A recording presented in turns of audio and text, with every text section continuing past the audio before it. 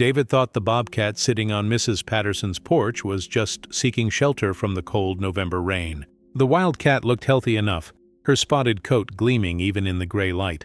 She seemed calm, almost peaceful, just watching the locked front door. But as days passed, strange things emerged. The bobcat refused all food left by concerned neighbors, even fresh meat. She would scratch desperately at the front door every morning at exactly 6:47 a.m. At night, she made sounds so heartbreaking that people 3 blocks away called the police. When animal rescue finally forced their way into the house 2 weeks later, veteran wildlife officer James Rodriguez collapsed against the wall. His face went white. His hands trembled as he radioed for backup, his voice breaking. We need everyone here. Now." What that bobcat had been protecting inside the empty house wasn't what anyone expected, and the truth was so devastating that it brought the entire town of Riverside to its knees. The discovery would reveal a bond so pure, a loyalty so fierce, that it changed how everyone understood the depth of love that wild hearts can hold. Riverside, Oregon was the kind of small town where nothing much happened. Nestled between dense forests and the Cascade River, its 3,000 residents knew each other's names, their routines, their stories. So when something unusual occurred, word spread faster than wildfire. The Patterson house sat on Maple Street, a modest 2-story with blue shutters and a wraparound porch. Margaret Patterson had lived there for 43 years, ever since she'd married Robert Patterson fresh out of college.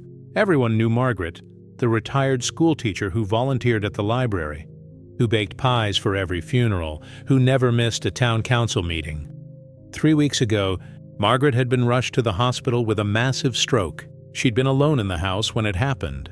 By the time her neighbor found her the next morning, it was too late. Margaret Patterson, 72 years old, beloved by everyone, was gone. The house had sat empty since then, locked up while her distant relatives argued over the estate.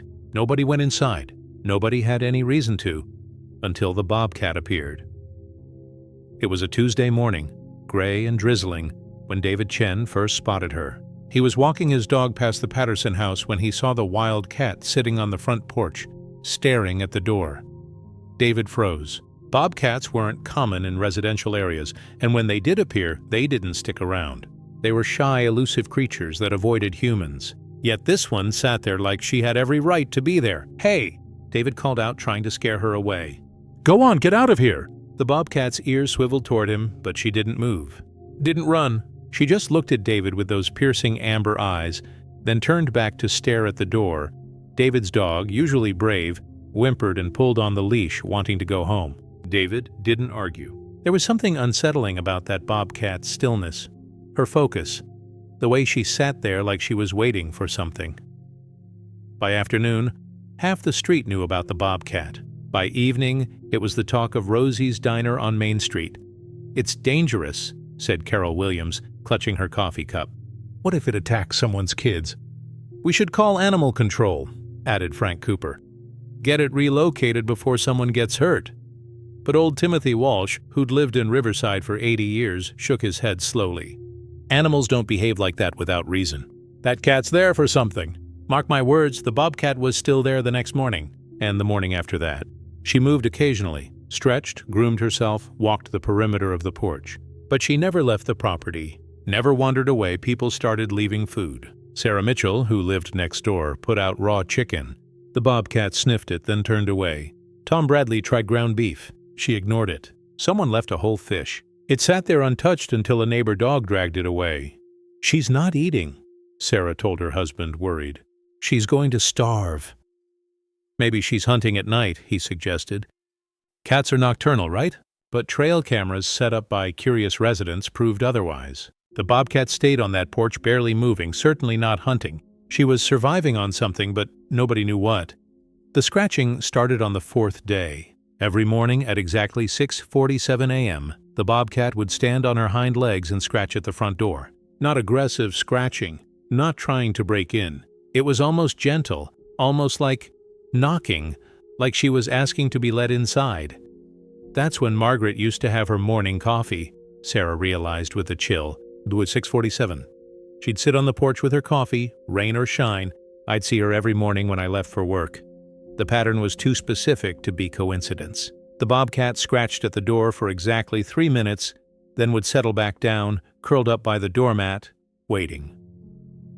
By the end of the first week, the sounds started. Low, mournful cries that echoed through the neighborhood in the dead of night.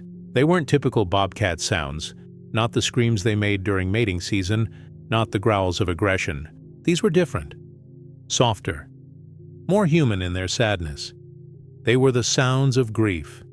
People called the police, thinking someone was hurt. Officers arrived to find only the bobcat sitting on the porch, her mouth open in that heartbreaking cry. The sound would taper off when she saw the officers, but it never completely stopped, just quieted to a whimper, a sound so pitiful it made grown men look away. "We need to do something," Officer Rachel Martinez told her supervisor. "This isn't normal. The cat isn't leaving, isn't eating, keeps making these sounds. Something's seriously wrong." Animal control was called. They came with tranquilizer guns and transport cages, ready to relocate the bobcat to wilderness areas where she belonged. But when they tried to approach, the bobcat did something nobody expected.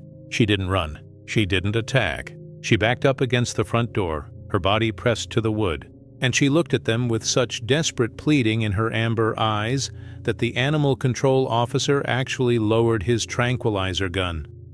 "I can't," he said, his voice shaking. I can't shoot her. Look at her. She's not being aggressive. She's scared. She's asking us not to take her away." They tried to lure her with food, with sense, with recorded bobcat calls.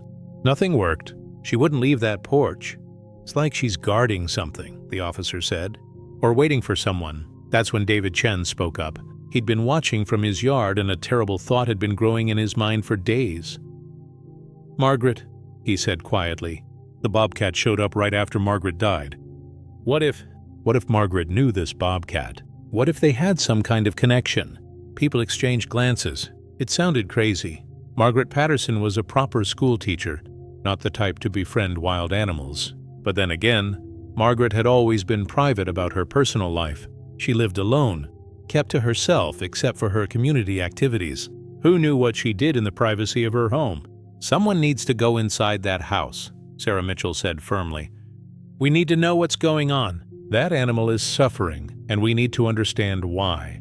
Getting permission to enter the house took another week of bureaucratic red tape.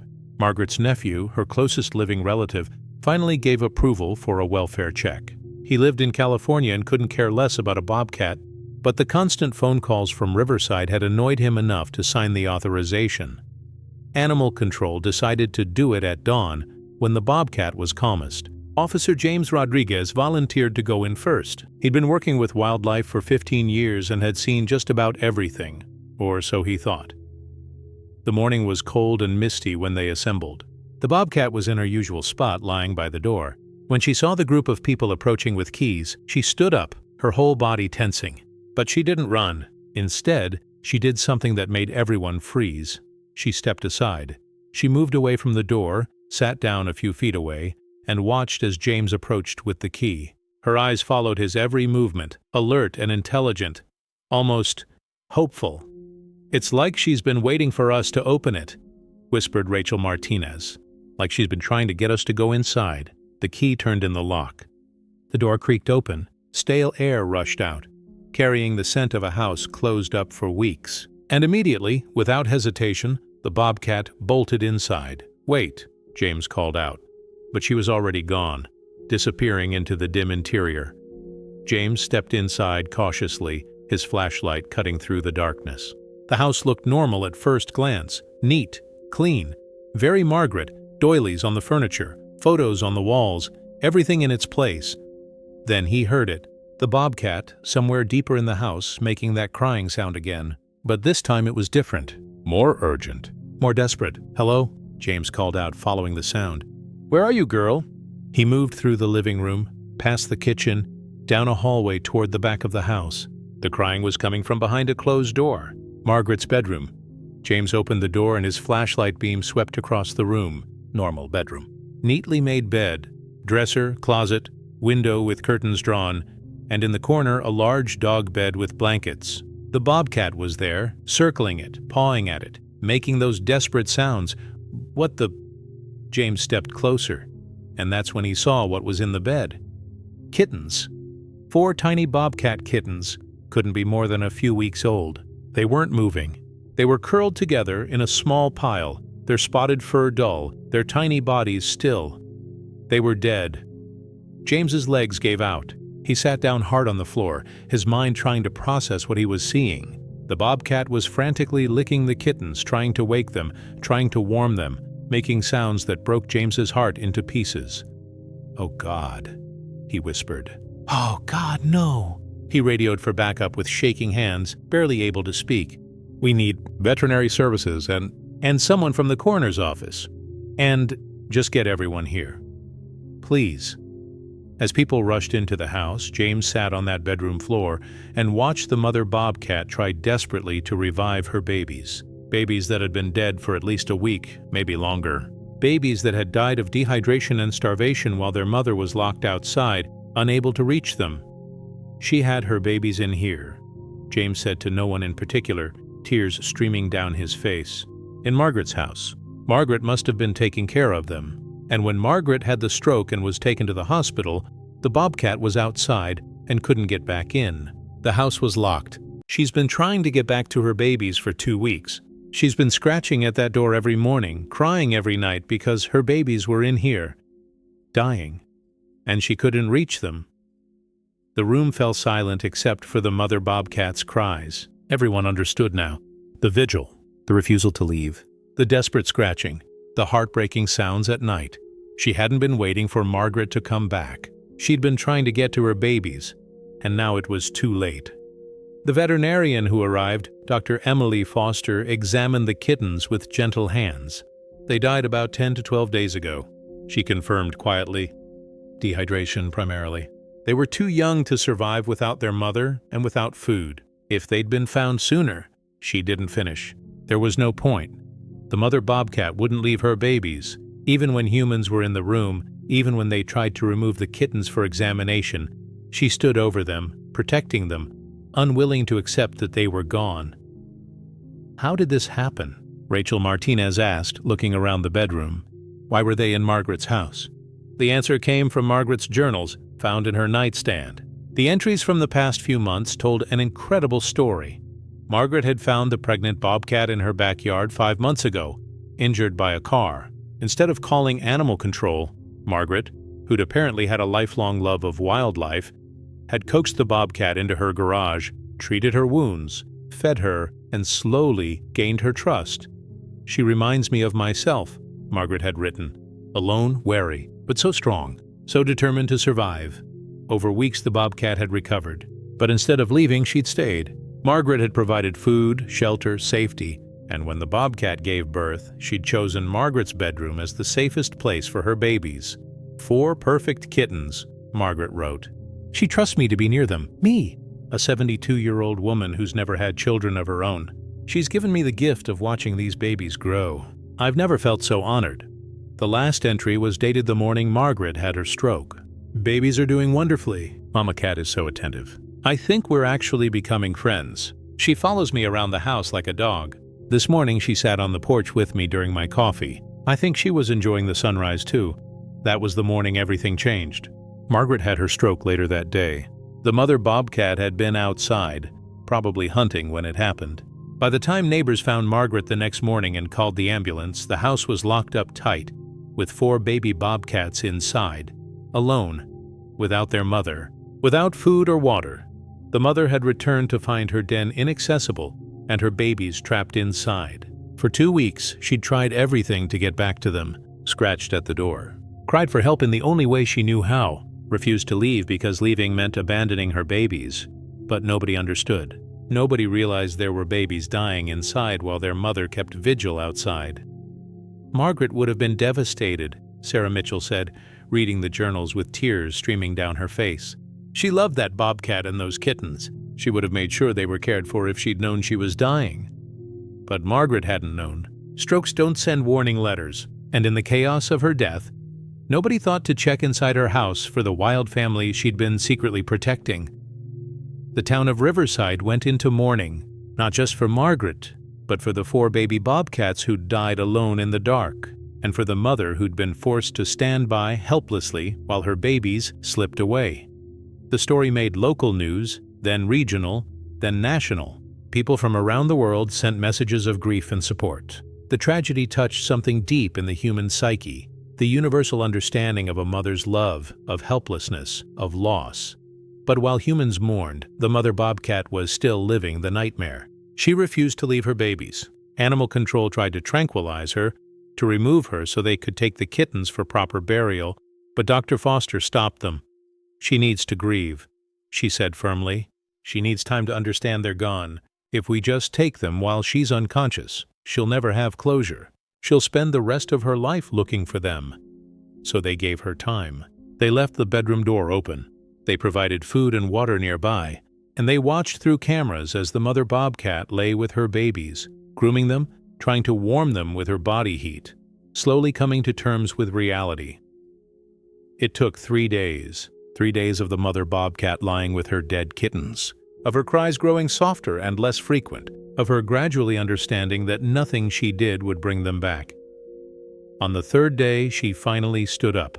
She looked at her babies for a long moment, then she did something that destroyed everyone watching the camera feed. She gently picked up each kitten, one by one, and arranged them in a neat pile, their tiny bodies touching. Then she covered them with the blanket from Margaret's bed. She'd prepared them for burial. Dr. Foster, watching from the monitoring station, had to leave the room. She stood outside, hands over her face, sobbing. "She understands," Emily managed to say. "She knows they're gone. She's saying goodbye."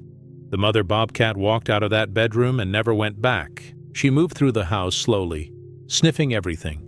Margaret's favorite chair, her coffee cup still on the kitchen counter, her slippers by the bed. She was saying goodbye to Margaret too, in her own way. Then she walked to the front door and sat down, waiting to be let out, ready to leave. James Rodriguez opened the door for her. The bobcat stepped onto the porch, paused, and looked back one time at the house that had been her sanctuary, and then her tragedy. Then she walked down the steps, across the yard, and disappeared into the forest. She never came back. The funeral for the 4 baby bobcats was held 3 days later. It sounds absurd, a funeral for wild animals. But Riverside needed it. The town needed to acknowledge the tragedy, to mourn properly, to honor the lives lost.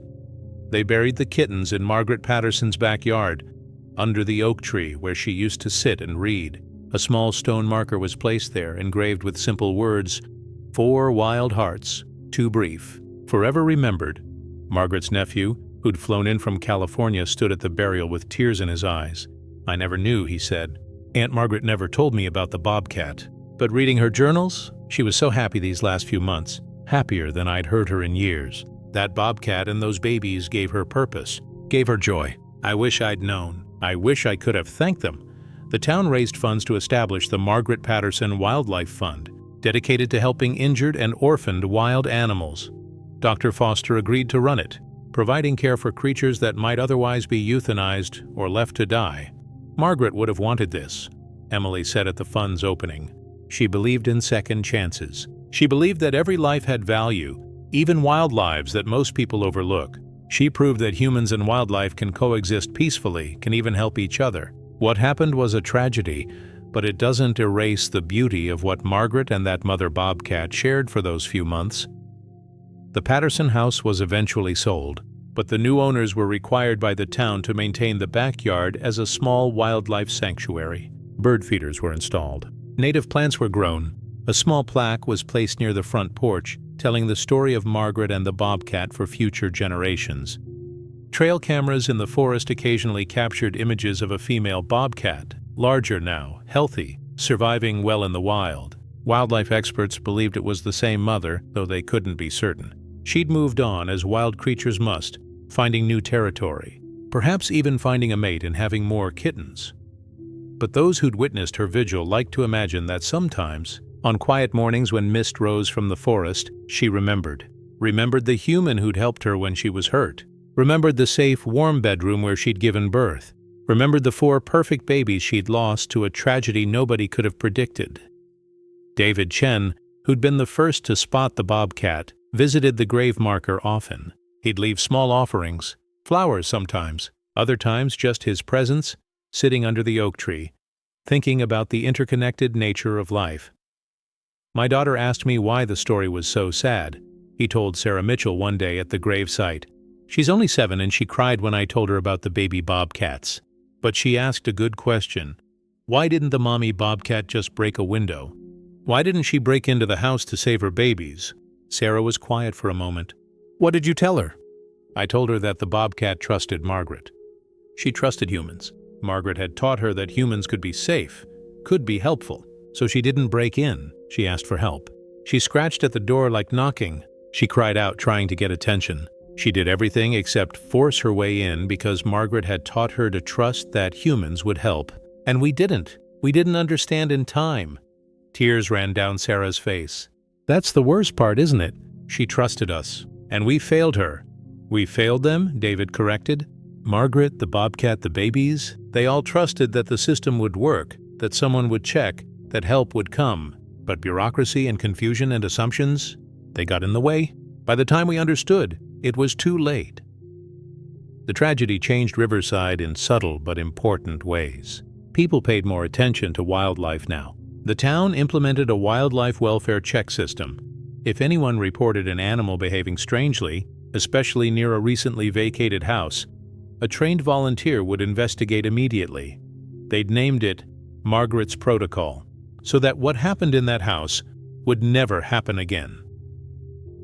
A year after the tragedy, on the anniversary of Margaret Patterson's death, the town gathered at the gravesite. Over 100 people came, standing quietly under the oak tree, remembering.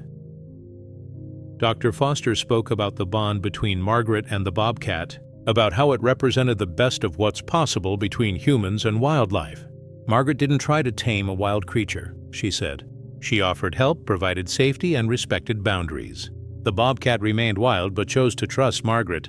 That's the ideal relationship: mutual respect, assistance without ownership, connection without captivity. Timothy Walsh, now 81, added his thoughts. I said from the beginning that Cat was there for a reason. I just wish we'd understood sooner. But maybe the reason wasn't just about the tragedy. Maybe it was to teach us something about paying attention, about looking deeper, about not dismissing what we don't immediately understand. As the gathering dispersed, something unexpected happened. A bobcat emerged from the tree line. She was larger, sleek, healthy. She sat at the edge of the yard, watching the humans with cautious amber eyes. Everyone froze. Nobody moved. Nobody spoke. They just watched as the bobcat looked at Margaret's house, at the gathered humans, at the grave marker under the oak tree. She stayed for perhaps 30 seconds, then turned and melted back into the forest. Was that her? Someone whispered. The mother? Nobody knew for certain. Bobcats look similar. It could have been any female from the area, but the timing, the location, the way she'd looked at the house with what seemed like recognition, it was her, Sarah Mitchell said with quiet certainty. She came back, to remember, to say goodbye, one more time. Whether it truly was the same bobcat or simply a beautiful coincidence, the moment gave the town a sense of closure. The story wasn't just about tragedy anymore. It was also about resilience, about survival, about a mother who'd grieved and then found the strength to keep living. In the years since, the story of Margaret, the bobcat, and the 4 lost kittens has become part of Riverside's identity. Children learn about it in school. Visitors hear about it when they stop at local shops. The small grave marker has become a pilgrimage site for animal lovers from around the region. But more importantly, the tragedy sparked real change. The Margaret Patterson Wildlife Fund has saved dozens of animals. The wildlife welfare check system has prevented similar tragedies, and the town's attitude toward wildlife has shifted from fear and avoidance to respect and coexistence. This is Margaret's legacy, her nephew said during a visit 3 years after her death. He'd donated most of her estate to the Wildlife Fund and had become a regular donor himself. She'd be so proud that something good came from something so heartbreaking. The mother bobcat, wherever she is, carries on with the life that wild creatures live. Hunting, surviving, perhaps raising new kittens in a den somewhere deep in the forest. She can't know about the changes her vigil inspired, about the lives saved in memory of her lost babies, about the humans who still remember and honor her grief. But maybe she doesn't need to know. Maybe it's enough that she survived, that she continued, that she proved the depth and reality of a mother's love, a love that doesn't diminish just because it's wild, just because it's not human. The last entry in Margaret Patterson's journal, written hours before her stroke, reads, "The mama bobcat brought me a gift today, a dead mouse, left on the porch like an offering." I know what it means. In the wild, mothers teach their young to hunt by bringing them prey. She sees me as part of her family. After a lifetime of being alone, I finally understand what it means to be chosen. Not by romance or by blood, but by a wild heart that decided I was trustworthy, that decided I was worthy of love. I am 72 years old, and I have never felt more honored. Those words, shared publicly at Margaret's memorial, helped people understand what the story was really about. Not just tragedy, not just loss, but connection, trust. The extraordinary relationships possible when we approach the wild world with respect instead of fear, with compassion instead of conquest. The bobcat never left the empty house because she was protecting something precious, because she'd been given sanctuary and safety, and in return she'd offered trust. Because a lonely teacher and a wild mother had found each other and created something beautiful, however briefly. And when that beauty was shattered by tragedy, the mother bobcat did what mothers do.